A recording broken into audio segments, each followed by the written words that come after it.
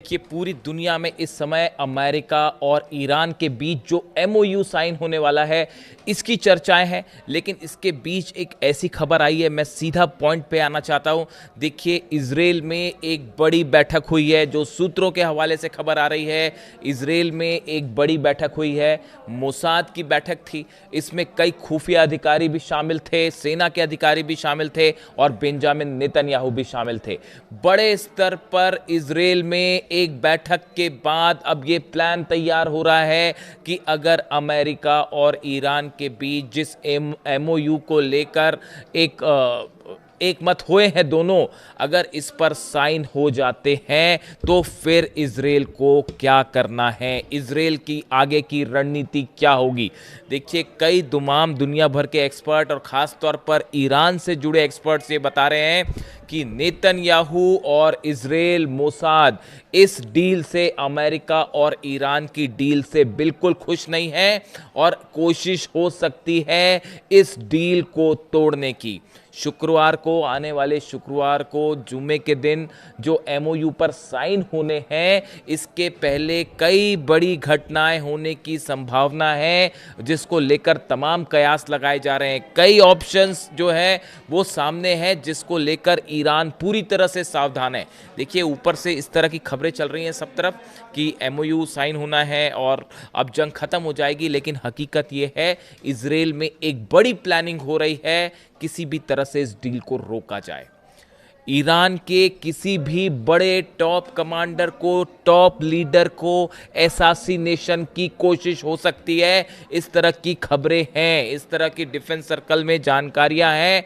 कई सोर्सेस से इस तरह के दावे हो रहे हैं कि इजराइल की तरफ से, मोसाद की तरफ से, नेतन्याहू की तरफ से कोई कोवर्ट ऑपरेशन भी हो सकता है और ईरान के किसी बड़े नेता को निशाना बनाया जा सकता है, ताकि एक बार फिर हालात तनावपूर्ण हो जाएं और डिरेल हो जाए, डील की जो बात है वो पटरी से उतर जाए। यानी जो पहली आशंकाएं जताई जा रही हैं, कई डिफेंस एक्सपर्ट्स ये बता रहे हैं कि ईरान के किसी बड़े नेता को लेकर उनका एसासिनेशन की कोशिश हो सकती है और इस लिस्ट में कई नेता शामिल हो सकते हैं। मोसाद ने पहले भी इस तरह की कोशिशें की है और एक बार फिर इस तरह की कोशिश हो सकती है ताकि डील डिरेल हो जाए।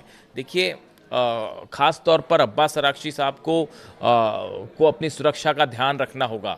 मैं ये बात बड़ा सोच समझ के कह रहा हूँ। कई मेरी डिफेंस एक्सपर्ट से बात हुई है और मुझे लगता है कि ईरान भी इस बात को समझता होगा कि ईरान के जितने बड़े नेता हैं, खास तौर पर जो डील में शामिल होने जा रहे हैं, उनकी सुरक्षा के पुख्ता इंतज़ाम करने चाहिए, ना सिर्फ ईरान में बल्कि अगर जिनेवा जाते हैं तो वहाँ भी, अगर देश के बाहर जाते हैं तो वहाँ भी। ये बड़ी गौर करने वाली बात है। उसके अलावा देखिए, नेतन्याहू की तरफ से एक और बड़ा बयान आया है। नेतन्याहू का ये कहना है कि लेबनान में जो हमारा ऑपरेशन चल रहा है, खास तौर पर हिजबुल्लाह के खिलाफ, वो हम नहीं रोकने वाले और अगर कोई डील होती भी है तो इसमें हमारा लेबनान में जो एक्शन चल रहा है, खास तौर पर दक्षिणी लेबनान में, उस पर कोई असर नहीं पड़ेगा, वो हमारा ऑपरेशन वैसे ही जारी रहेगा। यानी नेतन्याहू लेबनान को लेकर इस डील की बातों को मानने को तैयार नहीं है। ये इस वक्त की खबर है। नेतन्याहू का कहना ऐसा है कि जो खास तौर पर दक्षिणी लेबनान में जो ऑपरेशन चल रहे हैं, देखिए, एक तो बहुत बड़ी ज़मीन है लेबनान की जिस पर इजराइल की सेना ने कब्जा करके बैठी हुई है। क्या ये नेतन्याहू ये ज़मीन खाली करके वापस आने को तैयार हो जाएंगे, जैसा कि ये डील का हिस्सा हो सकता है? क्या लेबनान पे हमला करने से रुक जाएंगे नेतन्याहू? फिलहाल इसकी संभावनाएं बेहद कम दिखाई दे रही हैं। देखिए, डील पेपर पे होना एक अलग बात है और 3000 बार जो है वो अलग अलग हमले हुए हैं पिछले कुछ वक्त के अंदर लेबनान के ऊपर।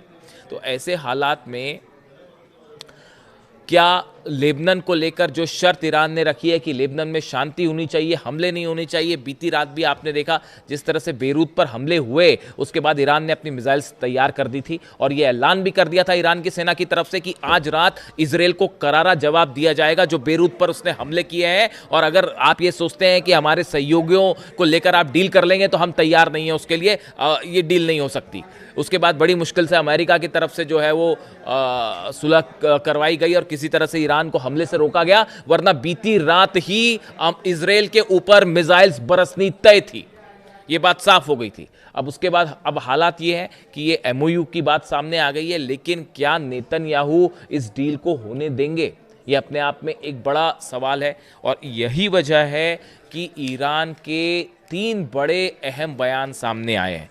देखिए, सबसे बड़ा बयान आया है मोहम्मद बागेर जोलगद्र का, जो सेक्रेटरी हैं सुरक्षा समिति जो है, सिक्योरिटी काउंसिल जो है ईरान की, इसके सेक्रेटरी हैं मोहम्मद बागेर जोलगद्र। इनकी तरफ से बयान आया है कि किसी भी तरह का अगर कोई भी छोटा सा भी हमला होता है, चाहे वो लेबनान में हो, चाहे ईरान में हो, चाहे ईरान के किसी सहयोगियों पर हो, तो उसका करारा जवाब इजराइल को दिया जाएगा। ये बयान ईरान की सिक्योरिटी काउंसिल के सचिव मोहम्मद बागेर जोलगद्र साहब की तरफ से आया है। दूसरा बयान अली अब्दुल्लाही की तरफ से आया है, जो कि ईरान की सेना के बड़े अधिकारी हैं, बड़े कमांडर हैं। उन्होंने कहा है कि हमारी फिंगर्स जो हैं वो बटन पर हैं और इजराइल की तरफ से एक गलती की गई और जवाब दिया जाएगा। देखिए, उन्होंने ईरान के सुप्रीम लीडर मुस्तफा खामेनी साहब के भी निर्देशों का हवाला दिया। और मुस्तफा खामेनी ने बताया जा रहा है कि जो सुप्रीम लीडर हैं मुस्तफा खामेनी साहब, उनकी तरफ से अपनी सेना को साफ निर्देश दे दिए गए हैं कि जितनी मिसाइल्स हैं उनको अलर्ट मोड पर रखा जाए, लॉन्च मोड पे रखा जाए। जो ड्रोन्स हैं उनको लॉन्च मोड पे रखा जाए। जितने जहाज हैं, चाहे होर्मुज के आसपास जहां भी हैं, उनको पूरी तरह से हमले, जो छोटी बोट्स हैं उनको तैयार रखा जाए। यानी ईरान में एक तरफ तो डील की बात है, एमओयू पे साइन हो रहे हैं, लेकिन दूसरी तरफ ईरान इस बात को अच्छी तरह से समझ रहा है कि इजराइल की तरफ से बड़ी साजिश रची जा रही है। और ये खबरें हैं, डिफेंस सर्कल में ये खबरें हैं कि जो है पूरी कोशिश होगी इस डील को रोकने की, और एक भी हमला पूरी स्थिति को बिगाड़ सकता है। और इसीलिए ये कहा जा रहा है कि कोई कोवर्ट ऑपरेशन भी हो सकता है। देखिए, लगातार ईरान से इस तरह की खबरें आती हैं कि ईरान में धमाके हो रहे हैं, ईरान में कई जगह आग की खबरें आई। बड़ी संख्या में ईरान के अंदर मोसाद, सीआईए के एजेंट्स हैं, कई ऐसे लोग हैं जो जासूसी का काम कर रहे हैं, और लगातार वहाँ पर जो है वो धमाके होते रहते हैं और कोवर्ट ऑपरेशन होते रहते हैं। ऐसे में एक बार फिर ईरान को किसी भी रूप में निशाना बनाया जा सकता है, किसी भी वक्त ईरान पे एक बड़ा हमला हो सकता है। इसके लिए ईरान पूरी तरह से तैयार है, और यही वजह है कि मुस्तफा खामेनी साहब ने जो है अपनी सेना को ये निर्देश दिया है, अपने सारे बड़े अधिकारियों को ये निर्देश दिया है कि भले बातचीत हो रही हो, एमओयू पर साइन करने की बात है, सब है ठीक है, डील अपनी जगह है, लेकिन तैयारी पूरी रखनी है किसी भी हमले का करारा पलटवार करने के लिए। तो देखिए, हालात जो हैं ऊपर जो दिख रहे हैं, डील एमओयू को लेकर अंडरस्टैंडिंग बन गई है, और इसमें बहुत बड़ी जीत है ईरान की। मतलब इस डील में भी आप समझिए ऑलमोस्ट जितनी बड़ी शर्तें थी ईरान की, वो सब की सब डोनाल्ड ट्रंप ने मांग ली है। होर्मुज में अमेरिकी सेना पीछे हटेगी, बात नंबर 1। बात नंबर 2, ईरान सर्विस टैक्स लेने की जो बात कह रहा है उसके बारे में अभी कुछ कहा नहीं जा रहा, लेकिन सोर्सेस से ये खबर है कि ईरान जो है वो वहां से एक सर्विस टैक्स लेगा जो जहाज वहां से गुजरेंगे, इसको लेकर। देखिए, तीसरी जो सबसे अहम बात है इस एमओयू में, जिसको लेकर डोनाल्ड ट्रंप ने खुद बयान दिया है कि हॉर्मुज से बारूदी सुरंगें जो बिछी हुई हैं ईरान की, वो हटाई जाएंगी। अब ये थोड़ा सा ईरान को सावधान रहने की जरूरत है इस बात पे, क्योंकि एक बार अगर बारूदी सुरंगें हट जाती हैं तो ऐसे हालात में एक प्रकार से वहां पर जहाज, कोई अगर अमेरिका के कोई जहाज हैं या दुश्मन देश के कोई जहाज वहां पर अंदर घुसने की कोशिश करें, तो उनके लिए वो रास्ता कुछ हद तक खुल जाएगा। इस बात को लेकर थोड़ा सा सावधान रहने की ज़रूरत है, क्योंकि ये बारूदी सुरंगों का बिछा रहना ये सबसे बड़ी वजह थी जिसके चलते अमेरिका के जहाज ईरान पर आगे बढ़ के हमला नहीं कर पाए, और कोई ताकत उन बारूदी सुरंगों को वहां से नहीं हटा पा रही थी। ऐसे हालात में अब वहां से बारूदी सुरंगों को हटाने का काम एक तो काफ़ी लंबा चलेगा, और वो हटने के बाद ईरान को हॉर्मुज में अलर्ट रहने की सख्त ज़रूरत है। देखिए, इसके अलावा जो दूसरी बड़ी अहम खबर है कि जो 24 बिलियन डॉलर्स की जो संपत्ति ईरान की सीज है, उसमें से 12 मिलियन यानी आधे पैसे इस एमओयू के साइन होने के आसपास रिलीज कर दिए जाएंगे, उसके पहले रिलीज कर दिए जाएंगे। ये ईरान की बहुत बड़ी जीत होगी, जिसके लिए पहले अमेरिका तैयार नहीं था, लेकिन अंततः मुस्तफा खामेनी के सामने ट्रंप को झुकना पड़ा। तीसरी और सबसे अहम बात, ईरान अपना यूरेनियम किसी देश को नहीं सौंपेगा। ये बहुत बड़ी जीत है ईरान की। देखिए लगातार अमेरिका ये कहता रहा कि हम यूरेनियम ले लेंगे, इस तरह के बयान सामने आए कि यूरेनियम पर कब्जा किया जाएगा, लेकिन जो एमओयू है उसके मुताबिक ईरान का यूरेनियम ईरान के पास ही रहेगा। इतना ही नहीं, 3.67% एनरिचमेंट का अधिकार भी ईरान के पास रहेगा। जो बराक ओबामा ने जो डील की थी 2015 में, उसमें भी ये परमिशन थी। यानी आप देखिए ईरान की विदेश नीति की कितनी बड़ी हार है। यानी आप ये देखिए कि अमेरिका की विदेश नीति की कितनी बड़ी हार है ये। डोनाल्ड ट्रंप जो समझौता बराक ओबामा ने किया वो चल रहा था, पहले उसको तोड़ा, ये बोल के तोड़ा कि भाई ईरान परमाणु बम बना लेगा, जबकि ऐसा कुछ नहीं हो रहा था। आपने उस समझौते को तोड़ा, आपने हमला किया, और उसका नतीजा ये है कि अब वो जो नुकसान हुआ है भरपाई, उसके जो पैसे हैं वो भी दिए जा रहे हैं, $300 अरब भी देने पड़ रहे हैं। जो संपत्ति फ्रीज थी वो भी रिहा की जा रही है। जो बैन लगा हुआ था, यूरोपियन कंट्रीज ने जो बैन लगाए थे वो बैन भी, प्रतिबंध भी हटाए जा रहे हैं। यानी आप देखिए हर स्तर पर अमेरिका की हार हुई, जंग में हार हुई, जो डील है उसमें भी ईरान की शर्तें माननी पड़ गई, और अब हालात ये हैं, बताया ये भी जा रहा है कि आने वाला चुनाव भी डोनाल्ड ट्रंप के लिए मुश्किल होने वाली है, नवंबर में जो मिड टर्म पोल्स हो रहे हैं। इसके अलावा देखिए बड़ी खबर ये भी है, हिजबुल्लाह, हमास और हुती, ये जो तीनों संगठन हैं, इनको लेकर एमओयू में किसी भी तरह का कोई कमिटमेंट नहीं है। ईरान ने हमेशा ये बात कही कि हमारे जितने सहयोगी हैं, पार्टनर्स हैं यहाँ पर, उनको लेकर हम कोई डील नहीं करेंगे, और आखिर अमेरिका को ये बात भी माननी पड़ी। हिजबुल्लाह, हमास और हुती का इसमें कोई जिक्र नहीं है, और जितने प्रतिबंध लगाए हैं जर्मनी ने, फ्रांस ने, ब्रिटेन ने, ये सब प्रतिबंध, इटली ने, ये सब प्रतिबंध जो है वो ईरान के ऊपर से हटाए जाएंगे।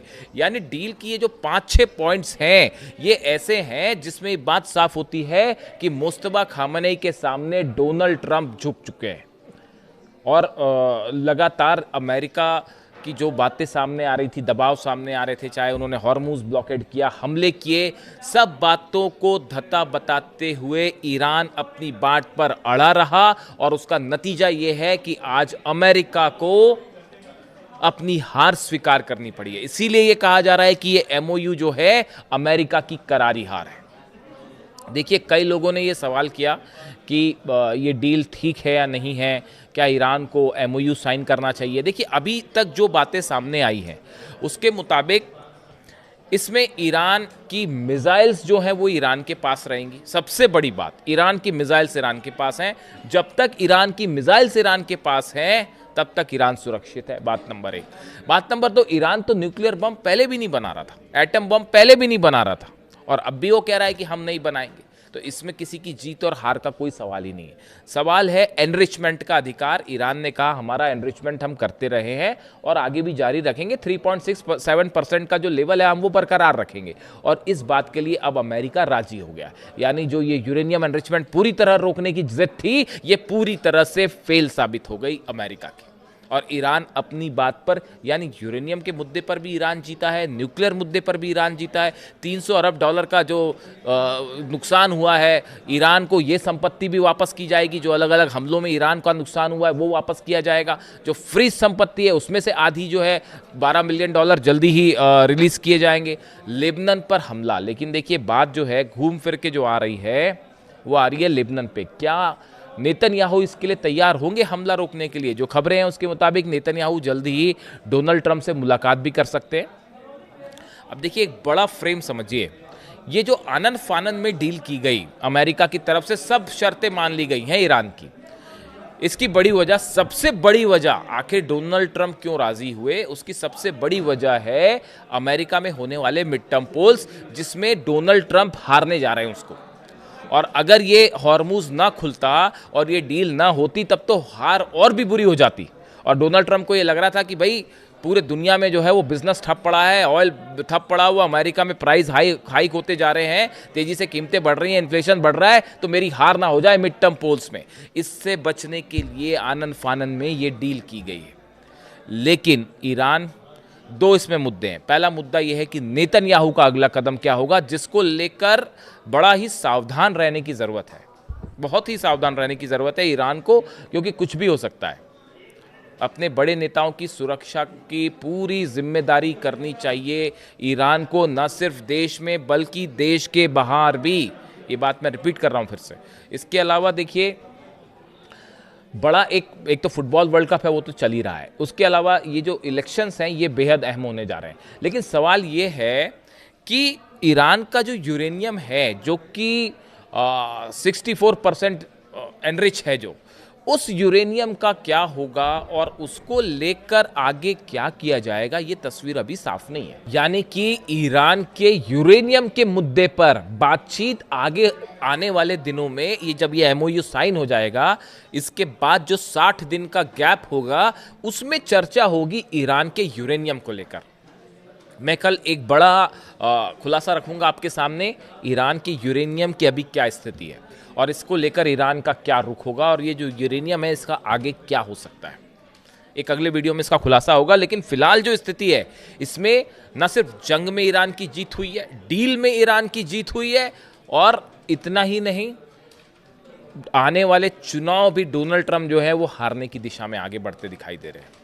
ऐसे में सावधान रहने की ज़रूरत है इजराइल के अगले कदम से, खास तौर पर लेबनान को लेकर वो क्या करने जा रहे हैं, और ईरान को लेकर, ईरान और अमेरिका की डील को लेकर क्या नेतन्याहू इसमें बीच में बाधा बनने की कोशिश करेंगे। इससे जुड़ा जो भी अपडेट होगा आप तक पहुंचाऊंगा। कमेंट करके बताइए वीडियो कैसा लगा। Thank you so much.